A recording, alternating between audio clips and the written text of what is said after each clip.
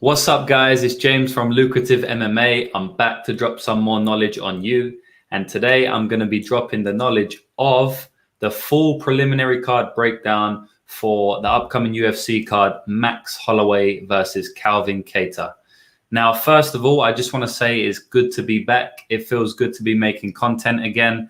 I've been making some content for my website, but I've been researching fights for the last few weeks now. We've had a 3-week break. I think it may have been a 4-week break we had since the last UFC event.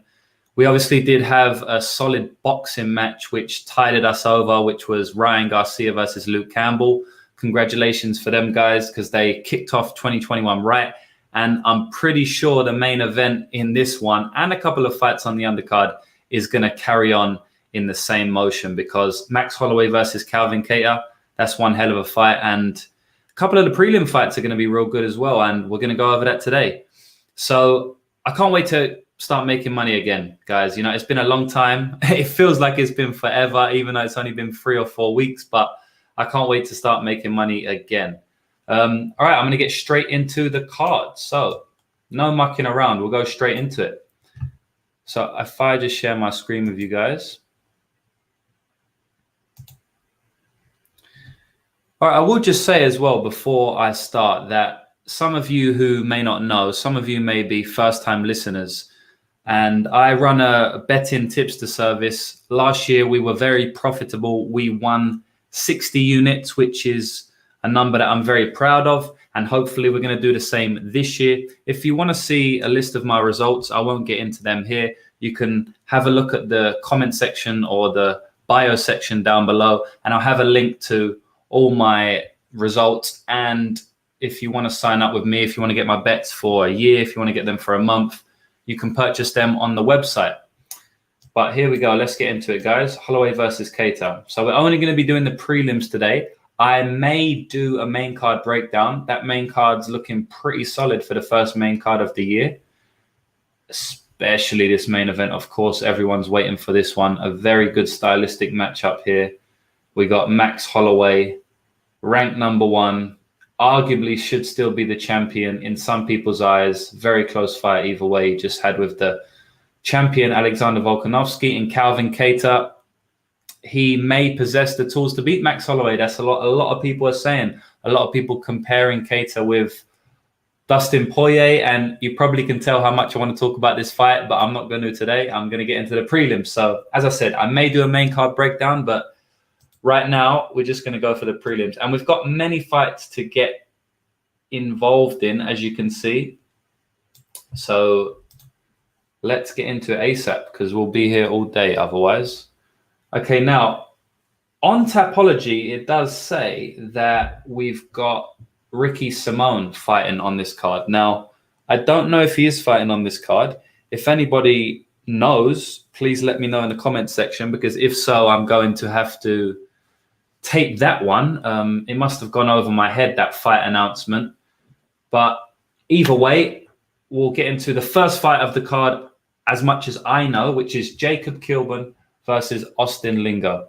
Now, this fight is going to be an absolute banger, man. I mean, they know what they're doing by putting this fight on as the first fight of the card, because this fight is going to be a crazy fight. Believe you me. Now, both these guys are 145-pounders, as you can see, but there's a lot of finishes in these guys' fights. So you don't usually get that with the lighter weight classes, but these guys are not your usual lighter weight class fighters. As you can see, Jacob the Killer Kilburn, so his nickname is the Killer, and then you have Austin Lights Out Lingo, and they do definitely live up to their nicknames, in my opinion. I will say though that Jacob Kilburn, if he isn't the Killer, then he is probably the Killed, because he has 3 losses. You can see his record is 8-3 here, and all of his losses have come by the way of stoppage. Then you have Austin Lingo here. His only loss was against, or his only pro loss was against Yusuf Salau last time out. But we can't take too much from that, because we know Yusuf Salau is definitely a good prospect, although he did just recently get shut down by another solid prospect in Ilia Topuria. But first, I'll start off with Jacob Kilburn. Now, this guy, one thing I do have to say about Jacob Kilburn, this guy has serious power in his hands, man.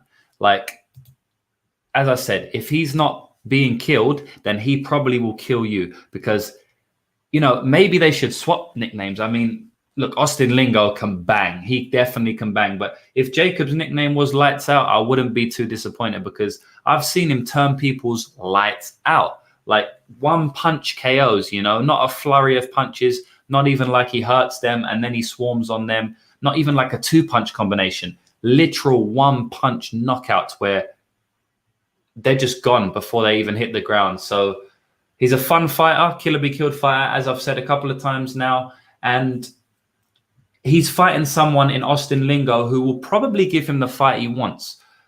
Not necessarily the exact fight he wants, because I believe Austin Lingo will probably put on more pressure on Kilburn than he wants. But the fight that he wants in the fact that it will be a stand-up fight, right? So Jacob Kilburn has 3 losses, and all of his losses have come by stoppage, but they've been from when he's been getting taken down and mauled on the ground. So I said he's got 1-punch power, and he does have 1-punch power, but on the flip side of that, he has no ground power. Like, I know it doesn't really make sense. What I'm basically trying to say is if this guy gets taken down, the fight could definitely be over shortly after. So that's not really, I don't think he's going to have to worry about that in this fight, because I haven't really seen Austin Lingo go for takedowns before. He has got a rear naked choke. He has got a couple of submissions on his record. He's got 1 rear naked choke. And then, this is off the top of my head, by the way, guys, but he's got 1 rear naked choke. And I believe he dropped the guy badly. The guy was basically TKO'd before he jumped on the rear naked choke. So, that wasn't from a wrestling transition or grappling. He didn't go for takedown or something, Austin Lingo. And then his other submission, I believe, was a guillotine. So someone tried to take him down. All of his other wins are either by decision or he's knocking them the fuck out. So I believe this is going to be a stand-up fight, which is what Jacob Kilburn will want. The way to beat him is to take him down. But I do believe Austin Lingo, I just feel that Austin Lingo is gonna catch Jacob Kilburn. It's not a super easy fight to get a read on, just because for a winner, I would say it's easy to get a read on my opinion that there's going to be chaos in this fight. There could be a couple of knockdowns. I believe someone's going to get KO'd in this fight, but it's a little bit hard to know exactly who's going to win just because of the level of the competition they've faced. And, sometimes it's hard to know how that would translate in the fight between them. But what I do know is this is going to be a war. I'm going to go with Austin Lingo to get the stoppage here. Probably a first-round stoppage. As I said, I believe they're just going to clash in the middle of the octagon and shit's going to go crazy. Austin Lingo only knows how to fight one way, which is lights out, So I do believe that Austin Lingo is probably going to get the KO in this fight. And I can't actually wait for this fight. So moving on. The next fight, it's kind of the opposite in my opinion. I'm not looking forward to this fight at all, guys. It's a low level women's fight. As you can see, Sarah Moras has a record of 6-7. I thought she had a record of 6-6. I'll have to double check that. And then Vanessa Melo has a record of 10-8. So they're 500 fighters, guys. They lose as much as they win. And in Moras's case, maybe she loses more than she wins. I will just go on Tapology and check that. Okay, so if you see Tapology here, we've got Sarah Moras is coming in as a 6-6 record. So I don't know. I would say that Tapology is right, and the UFC .com events page I was just showing you is probably wrong. So let me just make it big because I'm not sure if you guys can fully see that. Yeah, maybe you can see it better now. So yeah, I think she's 6-6, guys. So don't listen to this. This page, I like it because of the graphics. You can see the weight and the height, but it's not very good. It's actually pretty inaccurate in some cases. Like the significant strikes are wrong. I mean, you could see there, they've got no significant strikes for Melo per minute. I mean, it's not a very good page, but anyway, moving on. So look, this fight is hard to call. Like it's really hard to call in my opinion. And Moras is a -250 favorite on the betting line. So I don't really know how the bookmakers can see Moras being a -250 favorite when I'm calling this fight. This fight is damn near a 50-50. Look, I do favor Moras. Basically, what it is, yeah, is that Moras has a clear path to victory here, because I don't mind these girls as in their skill set. Like, I know they've got a terrible record and they are low level, but when I actually watch them, it's not like they're getting completely dominated, unless they're fighting like Irene Aldana, like Melo did, or something like that, someone at the top of the division. They're not really getting completely dominated. Maybe Moras did get pretty dominated by Macy Chiasson, but she had top control on Chiasson for a long time. And I know I'm going all over the place at the moment, guys. Maybe I should go through each fighter first, because I do speak in kind of like a back and forth tongue. So let me just talk about Sarah Moras quickly. So Sarah Moras, she look, if she's going to win this fight, she's going to have to grind Melo up against the cage. Now, the thing about it is, I've seen Melo be grinded up against the cage a lot, but I've also seen Melo able to, keep her distance, be strong, and pepper her opponent with punches. Now, I think there's a path to victory, a clear path to victory for both girls. And because Vanessa Melo is such a huge underdog, she's plus 200 and plus 300 for a decision. I really wanted to play Vanessa Melo here, and I still may play her. But the thing about it is, there's such a clear path to victory for Sarah Moras that I don't like. I'm scared of doing it, And one thing that me and Rockstar Z on Twitter spoke about recently, or for the last year, we was going over our, we was having a review of our bets for the last year, and we were both saying that a few of the bets that we missed because we was too scared of an outcome, right? So that's exactly what I've just said here. Like, I want to bet Melo at plus 200 and maybe even a decision prop at plus 300, but probably just leave it at plus 200 because it's such a high price. I want to bet Melo, but I'm scared that Moras is just going to be able to grind her up against the cage. I don't think Moras is going to consistently be able to get takedowns, though, because Moras's takedown accuracy is pretty poor. It's like 22%. But that's a little bit misleading, because she doesn't, she doesn't care too much about the takedown. She just really wants to get clinch control, get clinch time, wear the clock down, and just rack up points against the cage. So I do want to bet Melo. I'm going to go with Sarah Moras just because that's just what I'm leaning to. As I said, I'm scared that she's got such a huge path to victory, whereas Melo's path to victory, it's not as huge. Her path to victory, Melo, is basically to stalk Moras, stop the clinch exchanges, and just pepper her with striking, because I do favor Melo's boxing over Sarah Moras' striking overall. But the path to victory is way more clear for Moras. So I'm going to go with Moras here, but don't be surprised if I make a bet on Melo, because, as I say, I think the odds are too wide. Low level women's MMA fight.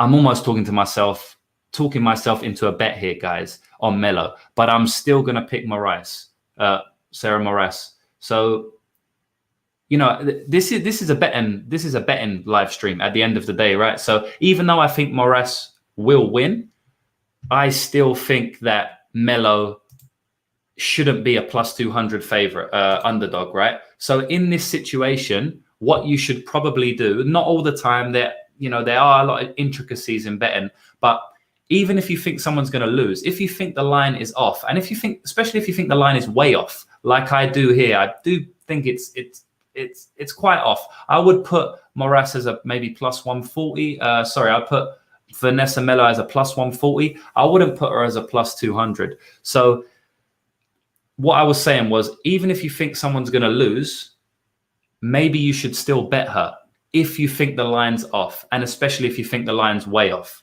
That's what betting's about, right? It's not about betting on who you think's going to win. It's about finding value in the line. Obviously, a lot of the time you want to bet on who you think's going to win, but at the end of the day, you need to have value on the line. And I do see some value on the plus 200 line of Vanessa Melo, but I am going to go with Sarah Moras. And I'll just quickly catch up with the chat here. What's up, Anaconda? Thanks for coming in here, bro. I think Simone's on the next card. Okay. Tapology may have not updated it.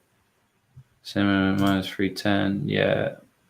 Pretty sure. Dan P, thanks for being in here, bro. I haven't seen you in the chat before, but I appreciate you spending some time with me. What's up? Tayas Malik. Hopefully I'm saying your name right. I don't know if that's a silent J. The guy Kilburn KO'd in one punch was a nut, though.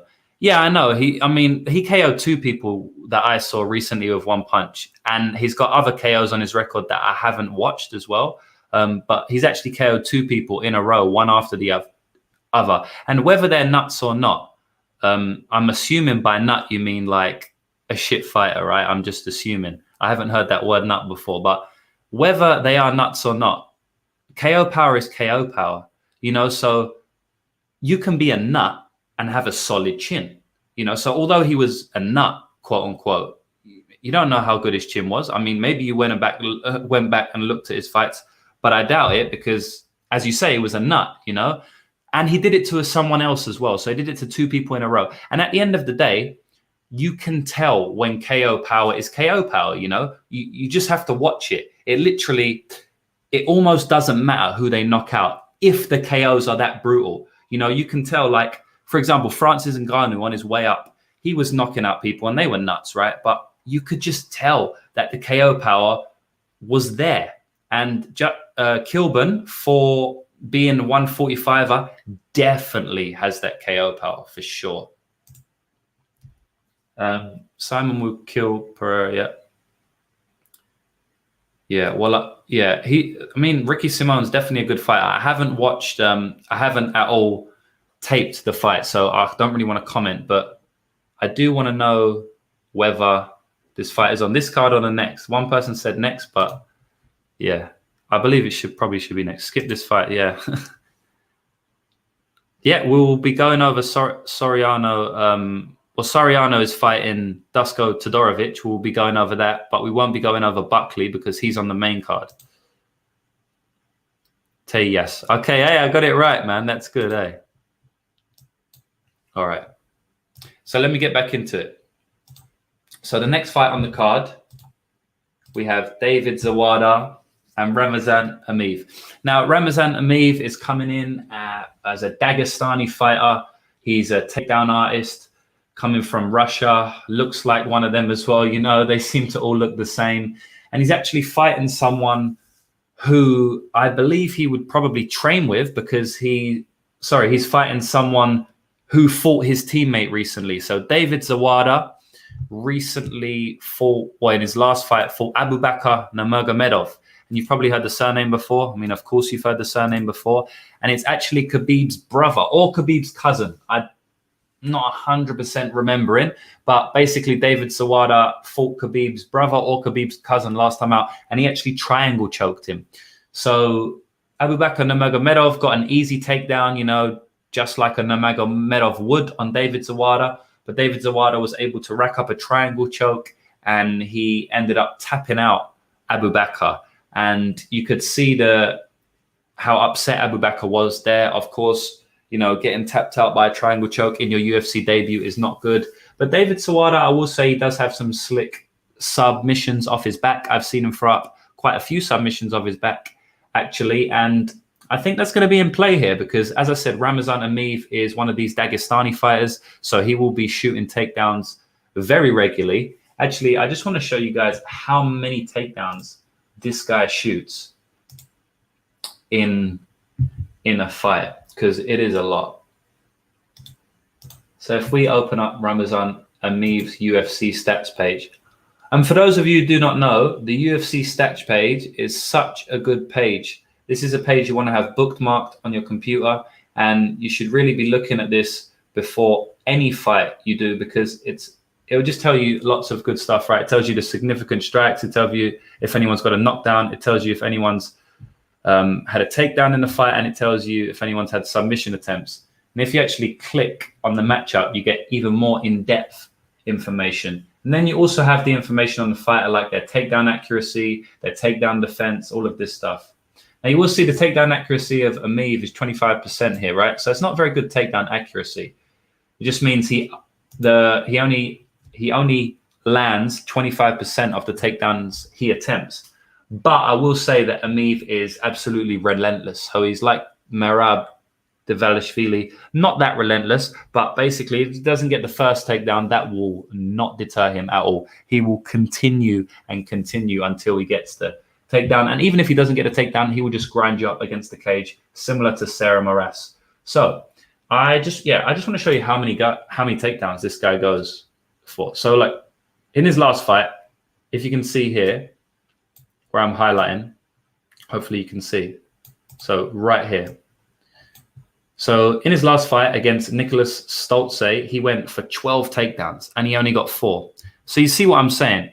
His takedown accuracy there was only 33%, but he still got 4 takedowns, you know? So it's still quite a lot of takedowns that he completed in a 3-round fight. It's more than 1 takedown per round, but his takedown accuracy was only 3%. So you do have to watch out for the UFC stats page, but obviously if you just do some in-depth research on it, you can decipher it a bit better. So he went for 12 takedowns, right? In his last fight. His fight before that with Rocco Martin, he went for 9 takedowns and actually got none. So that would mess up his overall takedown accuracy stats. In his fight before that against Stefan Sekulic, he went for 3 takedowns and he got 2. And his fight before that with Alberto Mina, he went for 6 takedowns. So I'm just basically trying to tell you guys that this guy loves a takedown. This guy will go for takedowns, you know, in Dagestani fashion. And the thing about it is that David Zawada can be taken down. And if he doesn't get taken down, he can be grinded out. I have seen him lose fights by being grinded out before. So that's obviously what Emeev's path to victory is. Emeev's a big favorite here. David Zawada's live in this fight, like for sure, man. Like he's definitely live. I am going to pick Emeev, but I do think David Zawada. Look, I don't think he's live for a knockout because Emeev has a crazy chin. I've seen him take some ridiculous punishment. He took a ridiculous knee off of Nicholas Stolze, who's a decent kickboxer. He's had like 20 kickboxing fights. He took a 100% knee to the skull, and he was fine. You know, I mean, I won't say fine. He shot him for a takedown. He kind of went to one knee, but he didn't look like he was dizzy or anything. And other than that, I've seen him take some huge shots from Anthony Rocco Martin and some other shots. So I wouldn't say Zawada's very live for the KO here. He's probably slightly live for the submission.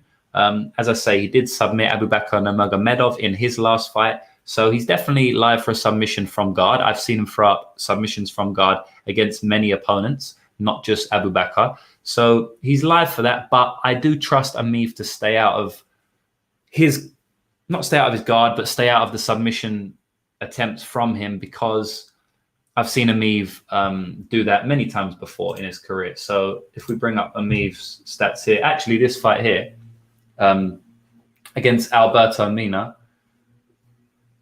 there was, I mean, it says there's no submission attempts here, but unless I'm remembering incorrectly, there was a couple of submission attempts by Alberto Mina, and, you know, Emeev stayed out of them. And even other than that, Emeev stayed out of quite a few submission attempts from Anthony Rocco Martin. And I've just seen him do it all throughout his career, basically. So I do trust him to stay out of the submission of Zawada. But at the end of the day, plus 700, Zawada for a submission, you know, it might be worth a flutter. But I'm going to go with Emeev here to get the win. I think he should be able to win enough points to get the win. And you never know, he's due a stoppage, so it's possible. But I'm going to go with Ramazan Emeev to get the decision win here. Okay, moving on. Next fight, we've got Nick Lentz versus Mike Grundy. And while my page loads, I will have a drink of water.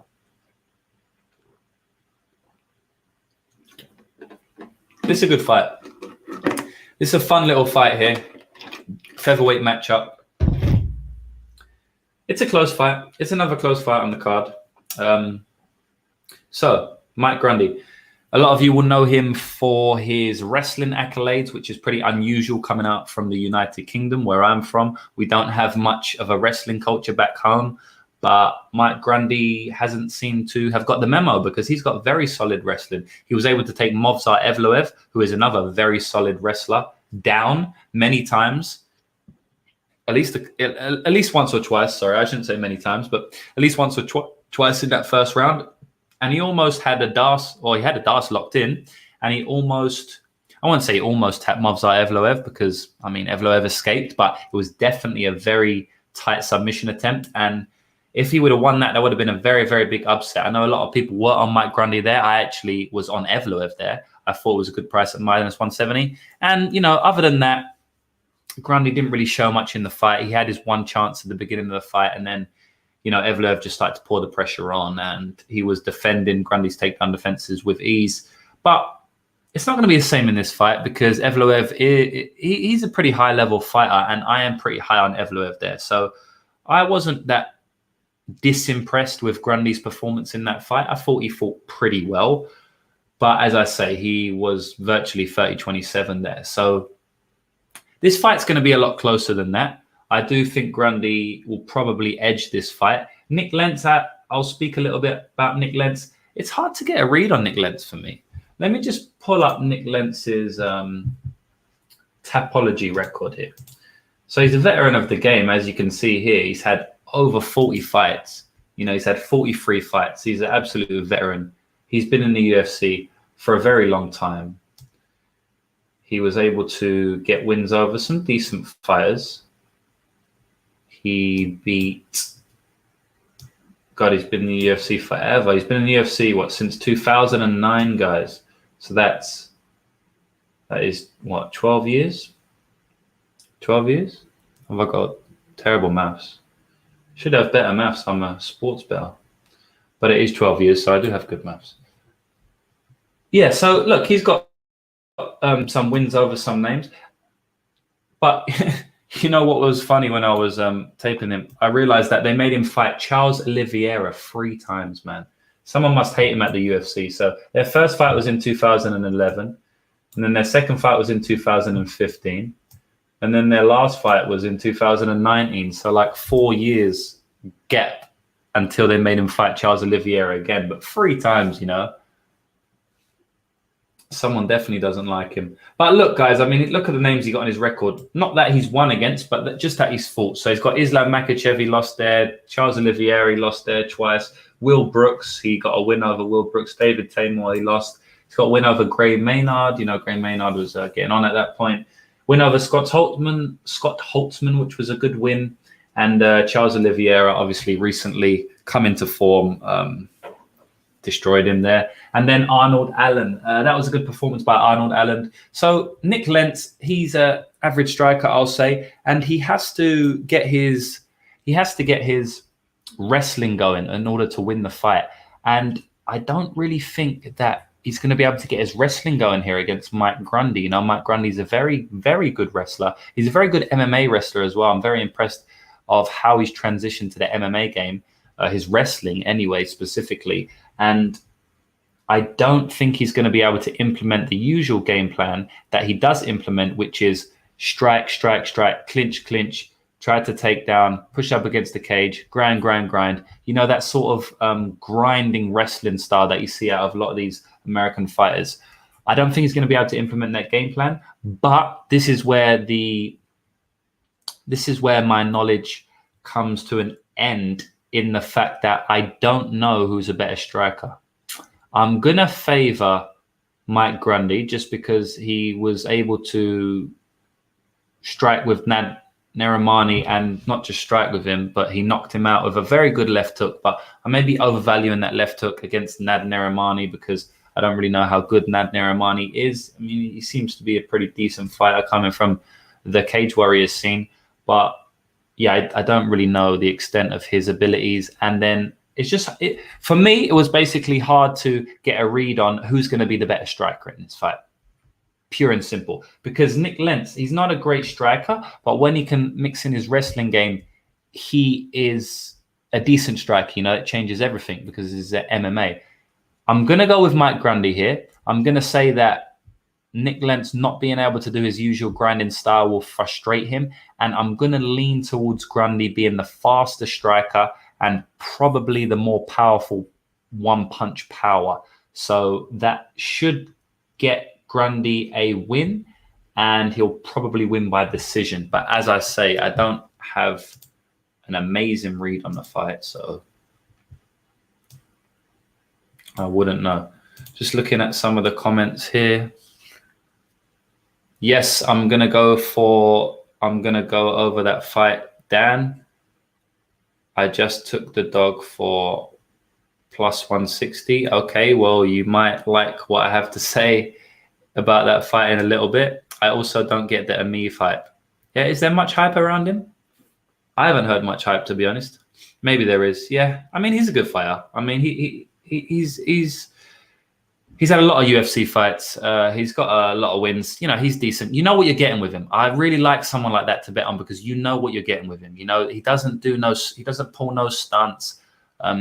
You know what you're getting with him. He's an amazing fighter to bet on or bet against just because there's no craziness going to happen. But yeah, if there's hype on him for, you know, doing anything special in the UFC, definitely not. I mean, Anthony Rocco Martin shut that down recently.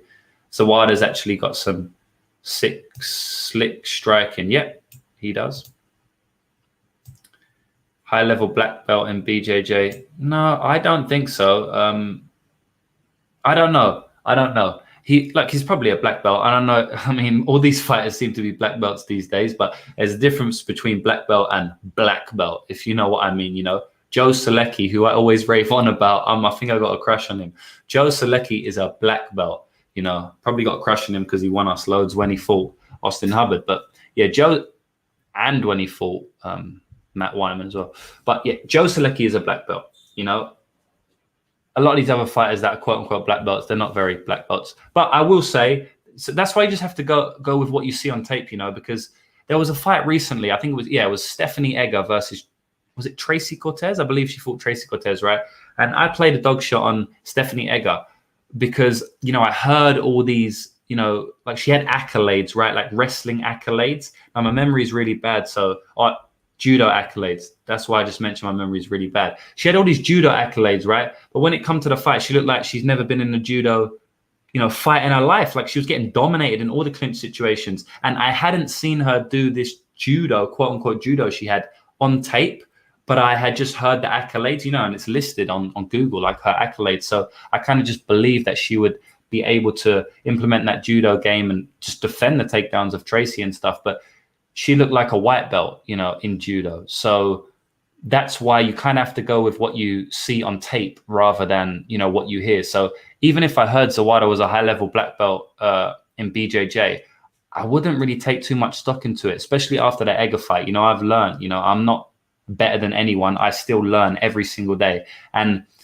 I'm going to value a lot more what I see in tape these days as opposed to what I hear. And I always did that, but there are a few circumstances that comes up, like the Stephanie Egger one, that, you know, you kind of just believe that they may be able to do something that you haven't seen in tape. So to answer your question, I don't know. But he looks pretty decent on bottom on tape. But I don't think that will mean much against Emeev, although plus 700 is a little bit wide for me because I think, if anything, that is his path to victory. Maybe he could get a decision, but I do think he's going to get grinded out. But because it's going to be in a clinch all the time, you know, I don't want to go back through this fight, but there's definitely going to be opportunities. I think there's going to be submission attempts from Zawada on his back, but I do think Emeev's going to get out of them. But if there's submission attempts, there's always chance for the submission. So let me move on. Grundy claims he broke his jaw in round 1 versus Evloev and lost most of his vision. Okay. Definitely could have happened, man. Who knows, eh? Definitely could have happened. But, like, you know, as I said, what I just said in my last thing, it's hard to go, like, you have to go with what you see on tape, you know. And I saw in the second round and third rounds, I didn't see Grundy worrying about his jaw. I remember one time his eye was blinking a lot. Maybe his jaw could have gone, and that's why it was affecting his eye. But as I say, you can only really go with what you see on tape because there's so many things that we hear, you know. There's so many things that we hear about, oh, this fighter done that, this fighter had a bad weight cut, this fighter was this fighter had a depression, this fighter, you know, there's so many things that we hear that it's so hard to cap in a fight. So you kind of just have to go with what you see on tape, man. If there's something glaringly obvious, you know, then maybe you can cap it in, but I just don't really listen to the noise too much. I basically go on the stylistic matchup of the fight. I cap it a couple of percent. I don't completely ignore it, maybe 1 to 2%, but yeah, it's not high in my mind when I'm capping a fight, for sure. Unless it's, you know, unless something happens to a fighter and the way they fight in that fight is completely different from other fights, then maybe I'll cap it more. But for the most part, I just go with what I see on tape stylistically. So Tayes is saying Lentz probably hasn't trained for months, had an eye surgery after his last fight. Yeah. I didn't know he had eye surgery, but I mean, that's true. Lentz had triple vision all year until recently after surgery. He was trading stock all year thinking he was done. Well, there you go. Stuff like this. If that's true, then definitely we can cap that in. But how much percent? You can't cap it too much because at the end of the day, he's still a fighter. He's still going to perform fairly similar to what you see on tape most of the time until you don't see that on tape, So every now and then you'll be able to catch a fighter who's coming off a surgery and doesn't look the same, but it's going to be so few and far between. Most of the times, the fighters look the same on tape, like not too, if they're young fighters, they improve all the time. But most of the time, fighters just look, how they do in their previous fights, most of the time. Lentz is a better striker, but the fact that Grundy had time to develop, Lentz has suffered with his eye. Grundy's wrestling with overwhelm him, though. Okay. Fake black belts will kill your bankroll. Tell me about it. Gotta trust your eyes and everything else is secondary. 100%, man. 100%. If you've got good eyes, some people got bad eyes and they definitely need to not trust them. But for sure, bro. 100%. Okay, moving on. I get carried away with the chat there. I'm not very used to live stream, guys. So if I'm staying too long on the chat, tell me because, I don't want people to get bored when they watch the replay and then they can't do the chat. All right, moving on. Carlos Felipe, Justin Tafa. Yes, this is going to be a fun fight, guys. This is going to be a fun fight. So, Carlos Felipe, those of you who do not know, he is the guy who punches you in the face and points at you and saying, yo, I just punched you.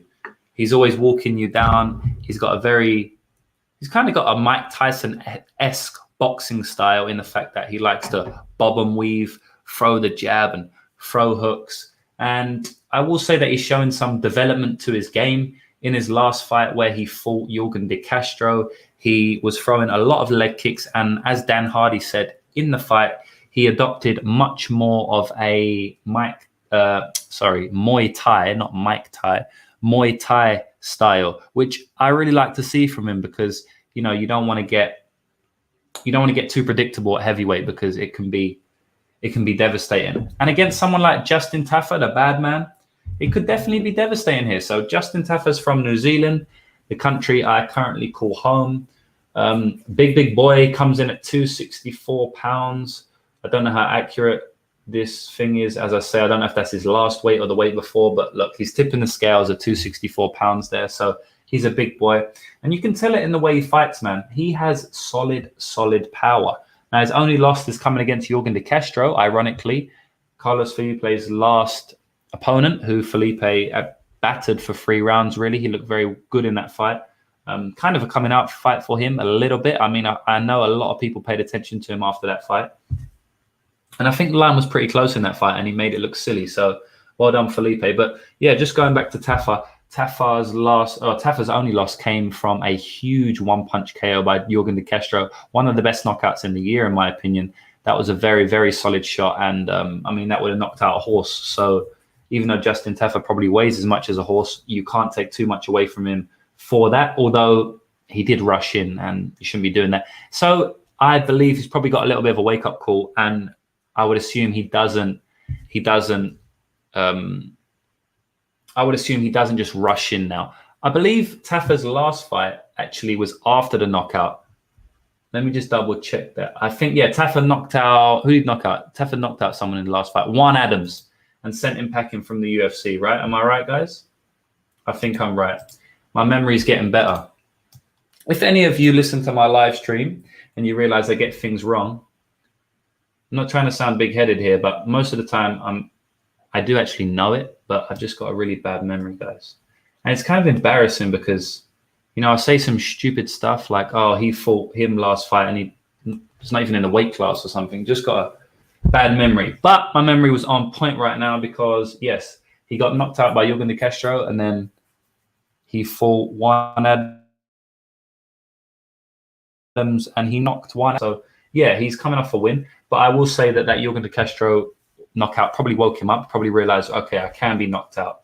The thing about this fight, guys, is that Felipe just has a lot more experience than young Justin Tafa here. And I say young, pretty young for the heavyweight division. He is 27 years old. But if we go to Felipe's record, so look, Justin Tafa's had one amateur fight, and then he's had 5 pro fights, right? And he's 4-1, 5-1 if you want to count his amateur record.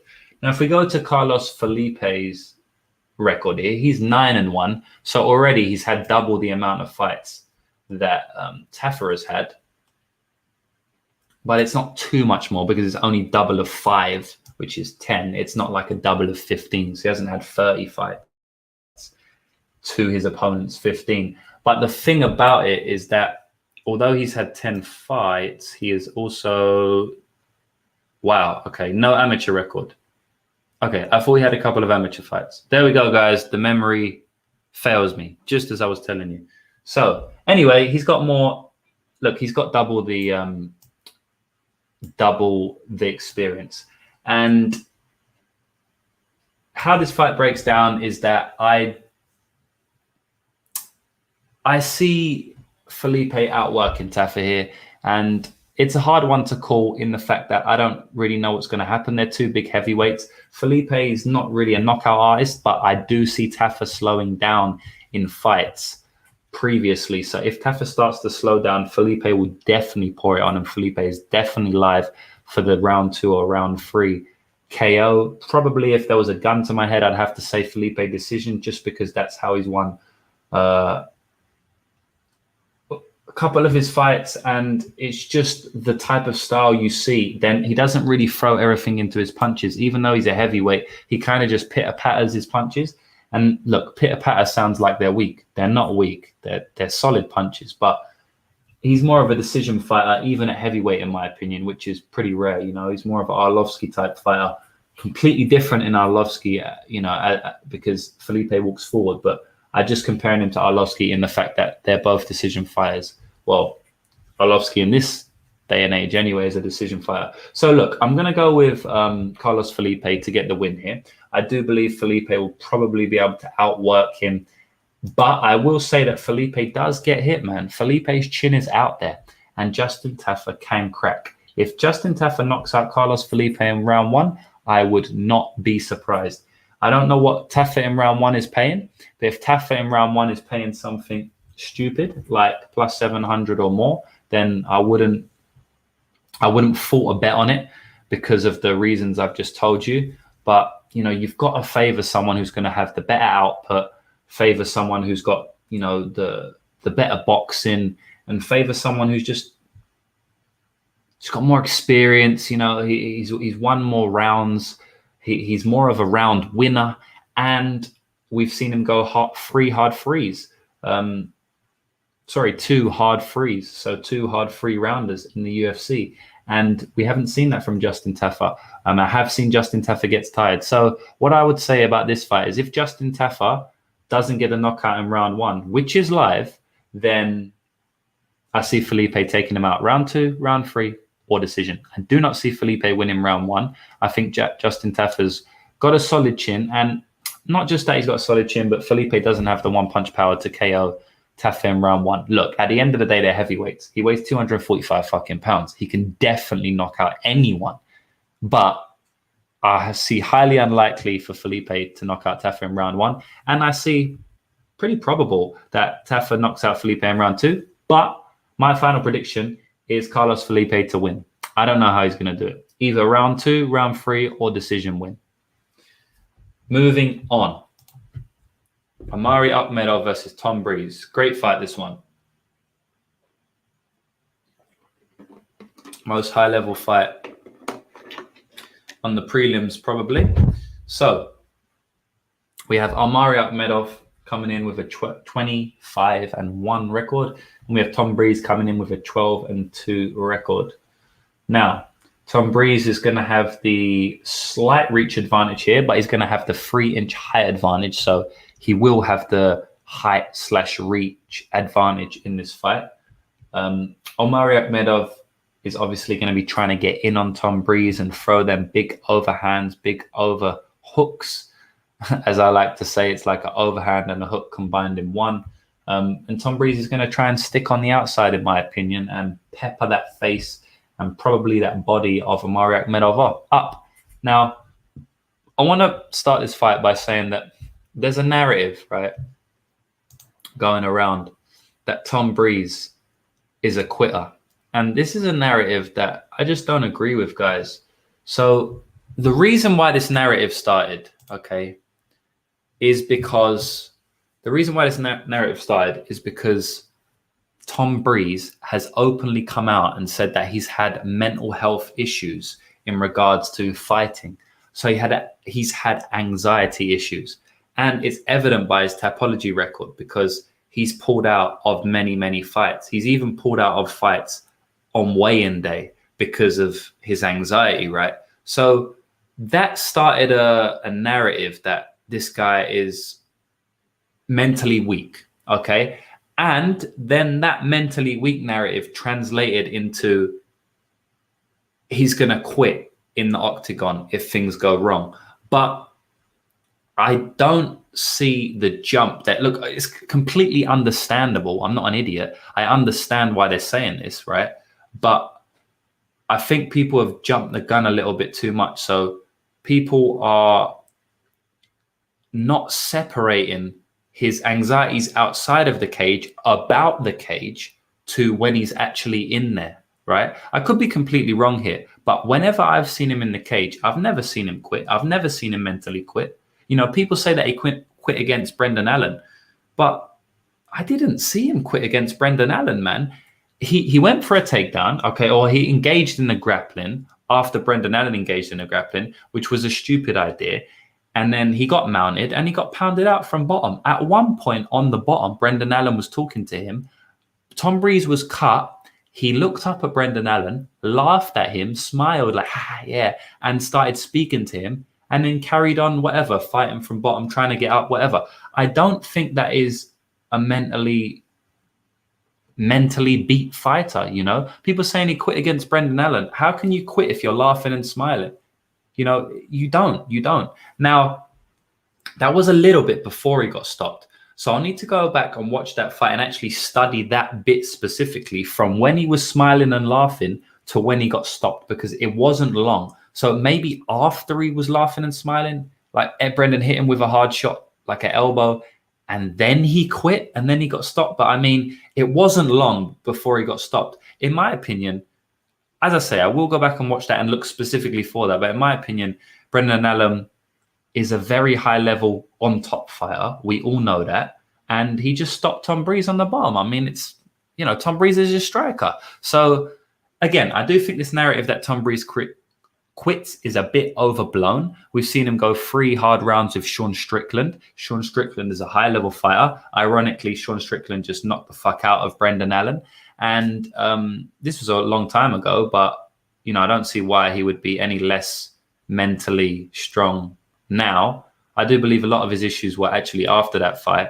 But basically what I'm trying to say, guys, is that just because you have anxiety about the fight and about your sport and about MMA and about being in the cage, and we don't know exactly how much anxiety he had, right? Like there's a lot of thing about it, and he's pulled out of a couple of fights, right? But we don't know the extent of exactly what he's feeling, right? He might just be having anxiety about...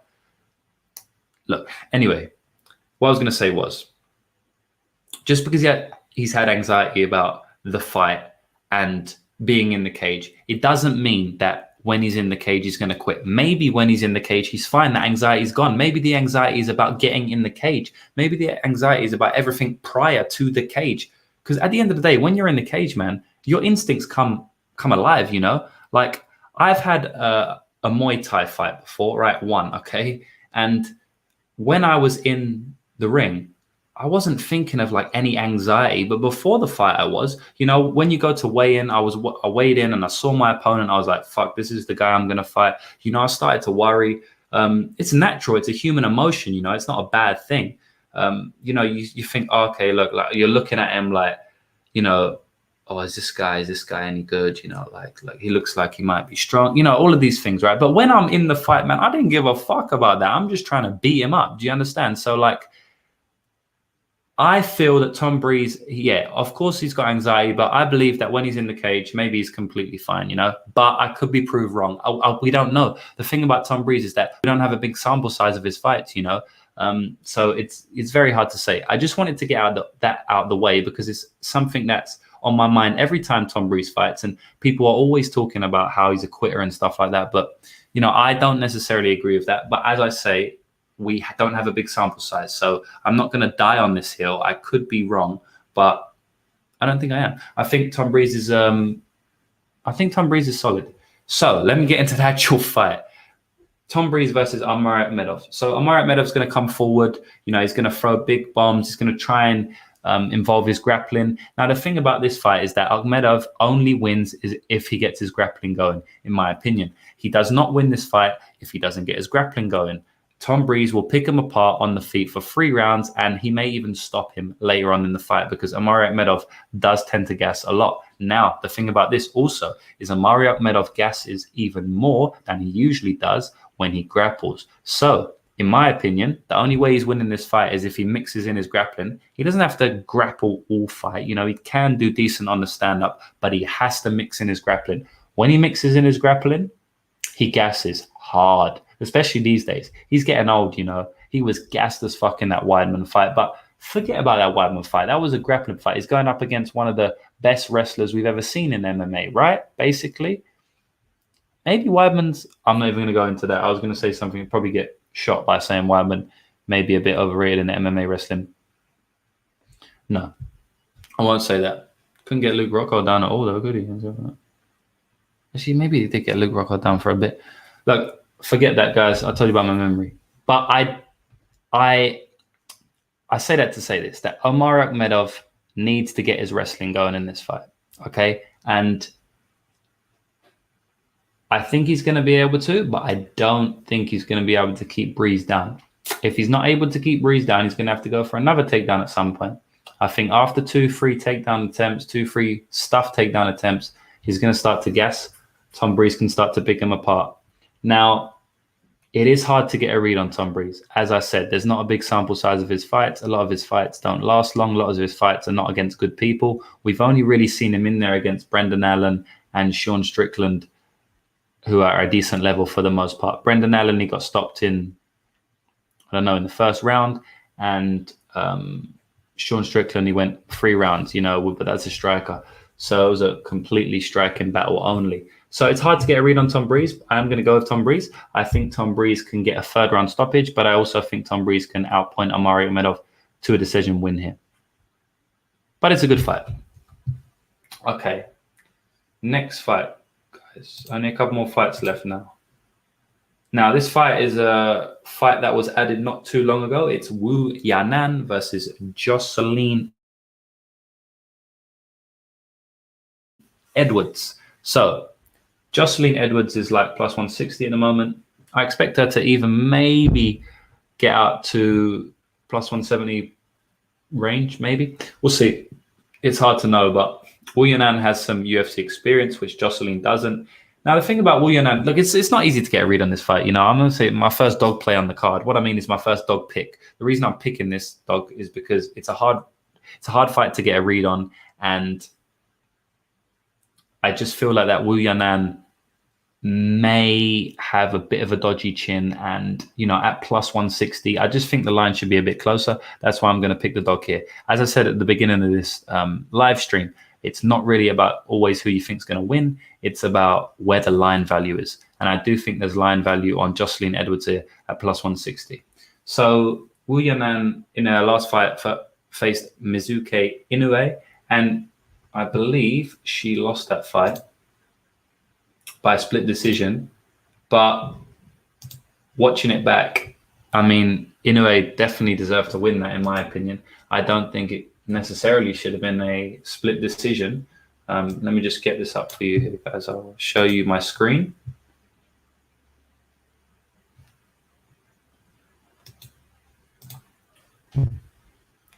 I will show you my screen.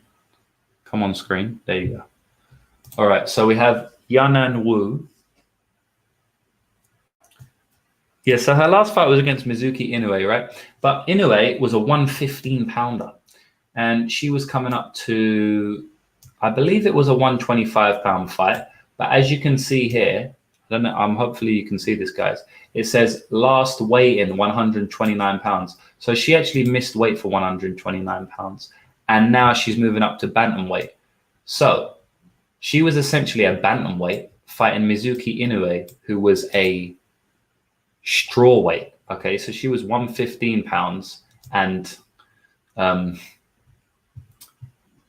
Wu in her last fight was in between a flyweight and a bantamweight, and she still lost. But look, Inoue is a good striker, very good fighter. We know about Inoue, but it wasn't a great look, you know, getting pieced up by a girl who was a lot smaller than her. You know, you could tell she was a lot smaller. Inoue usually fights at 115. As I said, she took the fight on short notice, so it was a 125-pound fight. And I don't think it should have been a split decision. I think that was a pretty clear win for Inoue there. Before that, she fought Laura Mueller, and that was pretty even up until the armbar. Laura Mueller, I can't remember how, but they ended up on the ground, and it was a very, very fast armbar that she pulled off. But Laura Mueller did actually drop Yanan Wu in that fight. Now, it was more of a slip, it looked like, but I do have to question the chin slightly of Yanan Wu, just because she got knocked out here by Yana Kunitskaya, as you can see, right? That was in 2016. And then, you know, I saw her get dropped, slipped at the same time. It was hard because the camera angle was changing, and the UFC camera angle was changing just at the time of the knockdown. So it's pretty hard to see. But it looked like a knockdown. Like, I mean, it sounded like a knockdown because you could hear the slap. But then but it also looked kind of like a weird knockdown. It was a little bit surprising. And then also the commentators did say I looked like more of an off-balance one. So, look, I will say that I do think that Yanan Wu, well, she can obviously get cracked. And, you know, she's been stopped before. And she's a decent fighter, but I don't think she should be this big of a favorite against Jocelyn Edwards. Now, the thing about Jocelyn Edwards is she's completely unproven. You know, she hasn't fought anyone of note.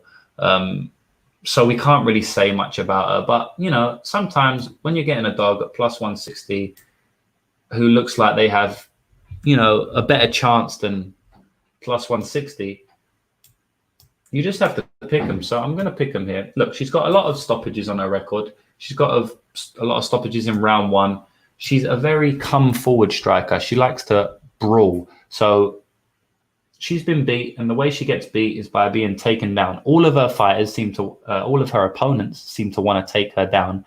And the reason they want to take her down is because she's a bit of a brawler, you know, like she will crack, and she cracks hard. That's why she's got so many stoppages on her record, which is pretty unusual, you know, for a 135-pound female. But as you can see here, she's actually a locked character. So, you know, you have to be careful about these locked characters because they may have something in their toolbox that we don't know about, you know. But no, all jokes aside, I'm going to pick Jocelyn Edwards here. I think that she could have the style to beat Wu Yanan. She could put her on the back foot. You know, it wasn't really a good look for me that Inoue was able to push her back so much in Wu Yanan's last fight. Inoue had to push her back, right, because it was her path to victory, because Inoue is a 115-pounder, much shorter than Wu Yanan. So she had to push forward. But I didn't like how easy it was for her to push forward, if you understand. Now, we're not going to compare Inoue to Edwards because Edwards isn't proven at all, you know, like Inoue, especially in the UFC. But I've said enough about that fight, guys. I'm taking Jocelyn Edwards. And now, I believe this is the last fight on the prelims. So, coming up to an hour on the stream, last fight on the prelims. Not too bad. Wanted to keep it to under an hour, but there is 8 fights on the prelims. So that's quite a lot. And actually, this is the second dog I'm taking. And there are quite a few other dogs that are live on this card, but, you know, I've mentioned them. Especially that Sarah Moras for Vanessa Melo. That's really getting that. It's really annoying me. I don't think she should be plus 200, but then the path to victory is so clear for Sarah Moras. Oh, I might switch my pick. I might even bet on Melo, guys. But let me talk about this fight. Okay, Philip Hawes. Okay, so Megatron's fighting Nassourdine Imavov. Now, this is a solid fight. Okay, this is another very good fight. So there's quite a few fun fights on this card, I believe. But I'm one of them UFC stands that love almost every fight. So it doesn't mean much to me when I say a fight's going to be fun because I feel like they are all fun. Anyway, Philip Hawes. This guy can bang. He can put you out if he wants to. He's a very, very lethal striker. He comes out heavy punches. His first round is usually his best round. If he doesn't take you out in the first round, he does tend to slow down, and it can get a little bit dicey for him. And you know what? With Imavov, I'm going to give him the cardio edge, but he's very strong in that first round as well. He has a lot of first round finishes. So does Philip Hawes. And this is going to be a great fight, guys. This is going to be a banger of a fight. I'm just going to bring up their records here so you can see how many first-round finishes they have between them. So they're both 9-2, and they both have quite a few first-round finishes. Let's bring up their records here for you. So Imavov, he has the style of his nickname's a Russian sniper. So he's in and out. He's bouncing up and down. He kind of moves a little bit similar to Wonderboy, just in the fact that he's on his toes and he's bouncing back and forward a lot, and he pops the jab out quite often, and then he comes with the solid straight hand, and that does put down a lot of his opponents. Okay, so his last fight, he latched onto a submission. I believe it was a guillotine, but he didn't get him out of there, and he did the same in the second round. His fight before that, he had a ground and pound win in the first round. 2 fights before that, he had a rear naked choke in the first round. 2 fights before that, he had a rear naked punches win in the first round. 2 fights before that, he had a first round win. 1 fight before that, and another fight before that, he had a first round win. So he's every 2 fights, he's had a first round win. Am I right, guys? Okay, so let's go through it, because we may have unlocked the key, the codes to his win chance. So first round, okay, so every second fight, right? So his second fight, he had a first round win, yeah? And then his 4th fight, he had a first round win, yeah? And then 6th fight, first round win, yeah? And then 8th fight, first round win? Or not 8th. But then 2 fights after that, first round win? Oh, wow. So he's going to knock Philip Hawes out in the first round. Yes, he's due for another first round. Sorry if I was waffling, if you don't understand what I was saying. Basically, every second fight he's had has been a first round win.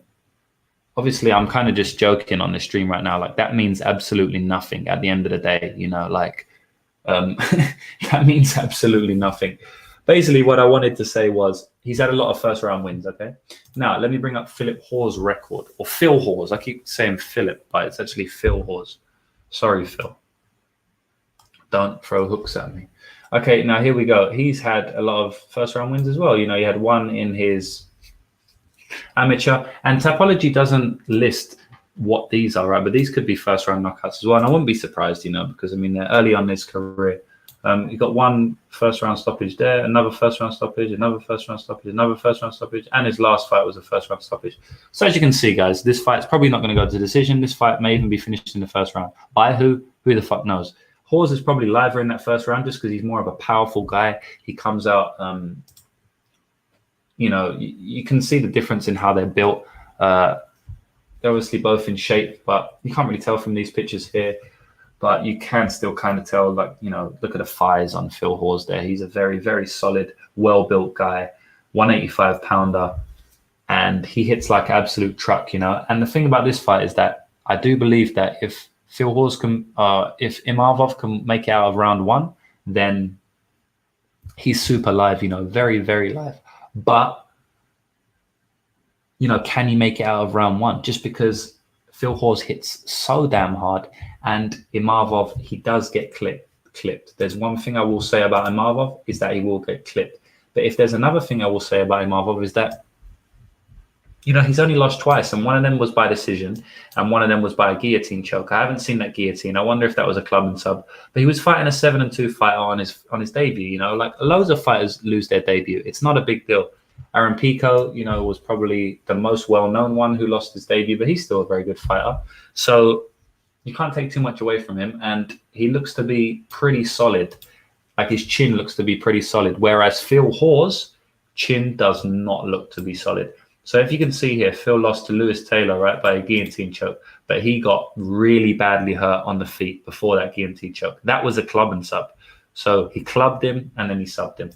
After that, we got Julian Marcos, right? That was absolutely brutal. He hurt him with punches in the first round. And then that knockout, that was the Contender Series knockout that went viral when Phil Hawes was getting up to his feet at the edge of the cage. Julian Marquez let him get up and then head kicked him. And he just like went down like Jenga. I don't know if you guys have ever played Jenga, but it's that game where you like pull little wooden bricks out of this like wooden tower that's built, and then eventually the tower falls down because there's no wooden bricks. Whoever pulls out the last brick when the tower falls down loses the game. And unfortunately, there was no bricks left in Phil Hawes' chin. And even if there was, Marquez probably would have crashed through it because it was a brutal head kick. And I'm saying all that to say this, that Phil Hawes looks a bit chinny, and you don't want to be chinny against a Russian sniper. So that is why I'm taking a plus 140 shot on Nassourdine Imavov here. I also think Imavov is live for the stoppage. So there it is, guys. I think that is all the fights. We've gone through them all. It's my first live stream of the year, probably like my third live stream of all time. So thanks for listening. I will say again, I am a betting tipster service, so I do sell all of my bets. I've gave you some picks there, but I have a lot of bets on these fights, not just winning bets, but I have prop bets as well, and I may do a couple parlays. I also have some bets for the main card. So if you want to work directly with me and get all of my bets, you can go to my website. All the information is in the bio section below. You can purchase a membership package there. We have lots of membership packages. We have monthly, 6 monthly, yearly, and I'm also doing a huge sale at the moment. If you sign up for a month, you get another month completely for free. If you sign up for a year, you get $100 off and an extra 3 months. And I have some other sale promotions as well. If you want to know them, just message me. You can message me on Instagram. You can message me on Twitter. You can go on my website and contact me, whatever. But that's it for today, guys. I guess I'll catch up with the chat just before I leave, and then I'll be gone. Anaconda is saying, never thought I'd hear Carlos Felipe compared to Mike Tyson. Yeah, well, it's 2021, man, so crazy stuff happens. But yeah, he's a chippy guy. Definitely chips away. Obviously, Mike Tyson doesn't chip away, you know, but it was just the bobbing and weave style I was talking about. The bobbing and weave and, you know, the hooks. That's basically what I meant. Breeze quit the second he got tough versus Allen. If Omari gets in top once, it could be over with similar ground and pound. But where did you see the quit? You know, I think he just got stopped by TKO. You know, someone can get stopped by TKO without quitting. You know, just got TKO'd. He was laughing when he got cut open. He laughed in Allen's face from bottom, you know. Look, I say, like, he definitely didn't quit before the laugh. You don't laugh and quit at the same time, right? So that's a fact. But as I say, it was about maybe like a minute, about 60 seconds after that laugh that he got stopped. So if you're saying he quit in that 60 seconds, there may be an argument there. I'll have to watch it. But that's the only time period you have to play with. You've only got 60 seconds. And he didn't quit the minute it got tough, because the minute it got tough is when he was getting mounted and elbowed and he cut his face open. And he laughed after that. So it wasn't the minute it got tough. Maybe it was the second minute it got tough. But I do have to rewatch that again because, as I say, I wasn't looking for after he started laughing, you know, in that 60-second period. So it is possible I don't know how he would quit, maybe turned his back or something, or just, you know, look for a way out of there. But he definitely didn't quit before that. So there's only 60 seconds to play with. But, you know, I'll hold my hands up. I could have missed something in them 60 seconds because I wasn't looking at it. I just remember him laughing, and, you know, a laughing is not face for something a quitter does. But I will definitely watch that, Dan, because, you know, it's important. Soon he ended up on bottom. He just covered up and wait. No, he didn't. He didn't. When he ended up on bottom, he was laughing at Alan. He may have covered up after the laugh, as I said, but it wasn't as soon as he ended up on bottom. But yeah, as I said, I will definitely watch that. Breeze looked much bigger, stronger. He did. He definitely looked bigger. I think he looked bigger. I mean, 185 there definitely looks bigger, especially since he come up from 170 from when he used to fight there back in the day. But you know, I was against KB Bilal, man, who got dropped with a jab, you know, so like can't really take much from that in my opinion.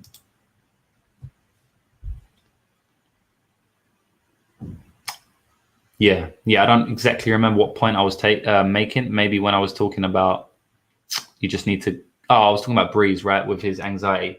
Yeah, man. Like at the end of the day, you can only go on what's in tape, right? You know, like as I was saying before, I've said that a couple of times through this stream, and the reason I said it a couple of times because it's true. Khabib seemed depressed.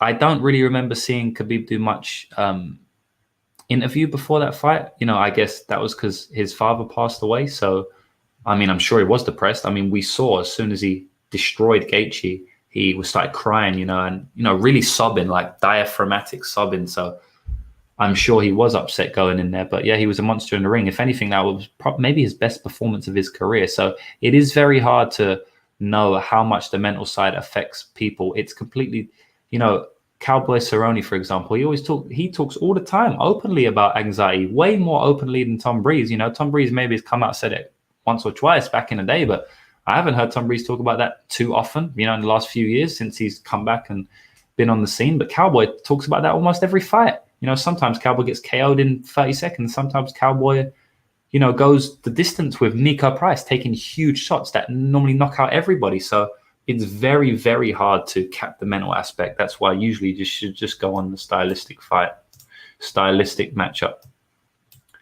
My concern with my bet against Wu is her only being 24 and having an 18-month layoff could make Ortega type improvements. Yeah, for sure. 100%. Apparently she's been developing her striking at Tiger Muay Thai. That is a great count. That is a very solid count. Hawes likely round one or boss, so he shouldn't be favorite. I 100% agree with that also. Appreciate the stream. Appreciate you being in here. Everyone in here now. You know, we've only got 5 people live. I think we peaked at like 9 people. We didn't last there long, but you know, I'm just starting off, guys. So it's not going to be too many people at the start, but hopefully I can grow. And everybody who's in there from the start, Anaconda, Tejas, Dan, and anybody else who hasn't interacted in the chat but has been watching, I wholeheartedly appreciate it from the bottom of my heart. Thank you. And I hope that I can give you I hope I have given you some good information and some solid bets. And hopefully we can make some money again this year. Tejas will definitely consider joining the service. All the best for the year. Thank you, man. Hopefully we can work together and make some money. It's going to be a big year. And all the best for you too, bro. You know, that's what it's about at the end of the day. It's us against the bookies, as people like to say. The reason that people like to say that is because it's true. So I think I'm going to leave it there, guys. Again, go to my website if you want to join. And until then, I'll see you in the next video, which will be out in the week. Every week, for those of you who did not know, I do a free bet video. And I sometimes, not all the time, I'll do a breakdown, an in-depth breakdown of a specific fight. So every week, though, I do a free bet video. So subscribe to my YouTube channel so you get the free bet video when it pops up. It's good to get it straight away so you can get better line value. Oftentimes, the line changes. You know, after I put the bet out, the video out, not just because I put the video out, but it just changes because that's usually what a lot of the bets I place do. They usually get worse odds because they're good bets. So there we go, guys. I'll see you in the next video and appreciate everybody tuning in.